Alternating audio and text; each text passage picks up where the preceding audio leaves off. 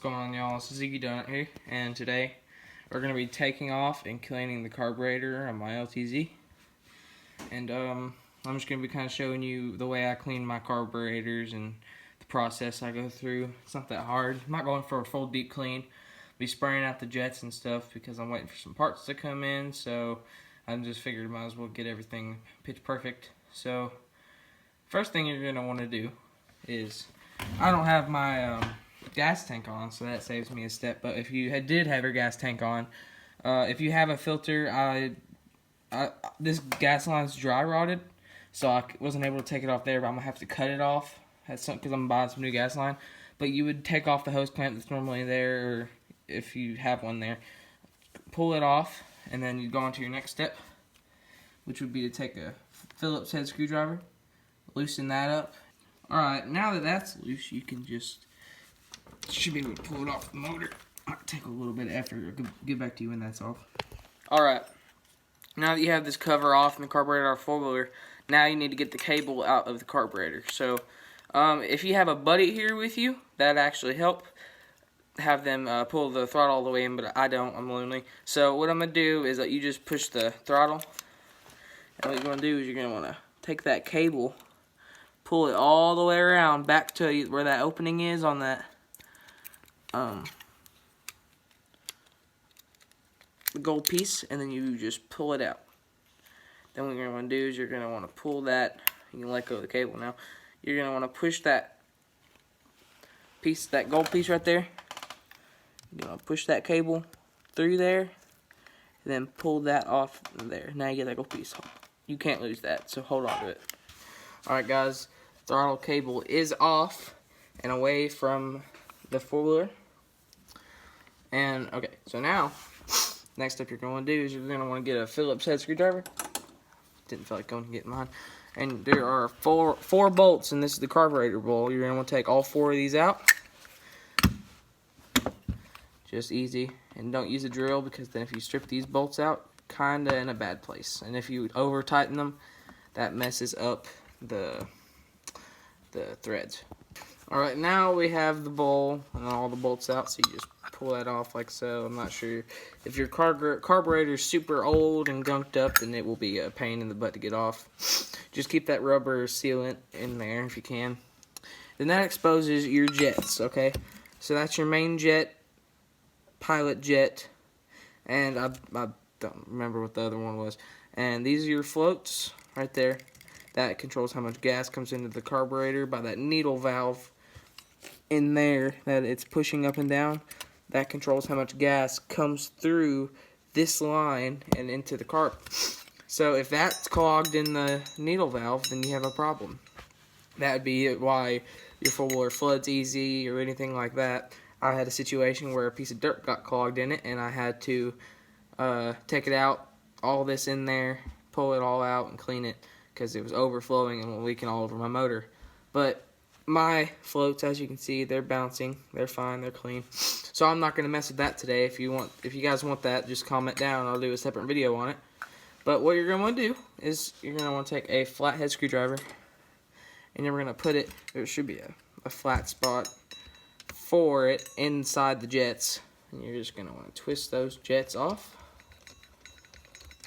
and then pull that out. This is the main jet, so it's pretty easy to tell. See how that, you can see light through it, there's nothing there. That shows you that your jet is clean.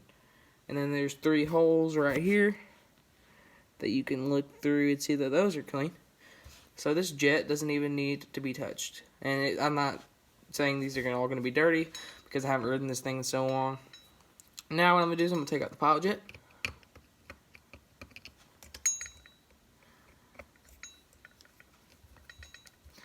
All very loose for whatever reason. And this jet does seem to have a little bit of dirt in it. It's gonna be kind of hard to tell because like this is the pilot jet, and it is so very small. Focus, yeah, maybe it doesn't.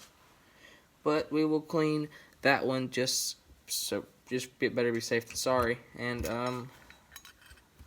This one's going to twist off. My flathead is not wanting to fit in it. Where the hell did the smaller flathead go?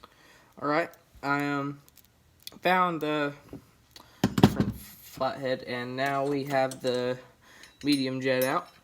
Now this is the jet that always gives me problems whenever I'm riding or get even just a little bit of dirt in it. And yep, that would be what is clogged. Notice how you don't see any light through that? Yep. So what I use, you can go buy carb cleaner. I haven't had the chance to because of all this quarantine. But what I do is I take brake cleaner.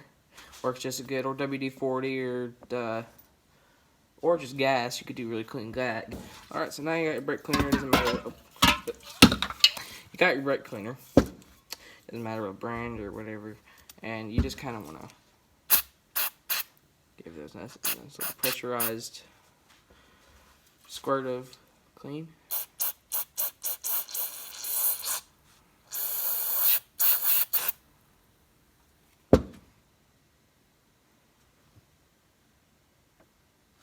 Nope, she's still clogged, boys. You can use they make like carburetor, these like little tiny pieces of wire that go through for jets, different sizes.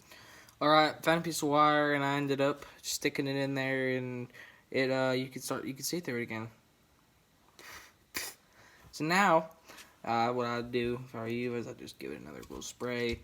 Now you freed up some of that stuff in there. You could probably, you see now it is dripping through the jet. Swipe that off. And don't drop the jet, folks. Okay, now that you fell and picked up your jet, you're also going to make sure these holes on the side of the jet are clear too. Mine are. And now that your jets, you can put this jet back in its sleeve. Now that your jets are clean, you are going to want to, you're going to want to take the carburetor itself, and you're just going to spray it just down in the bowl.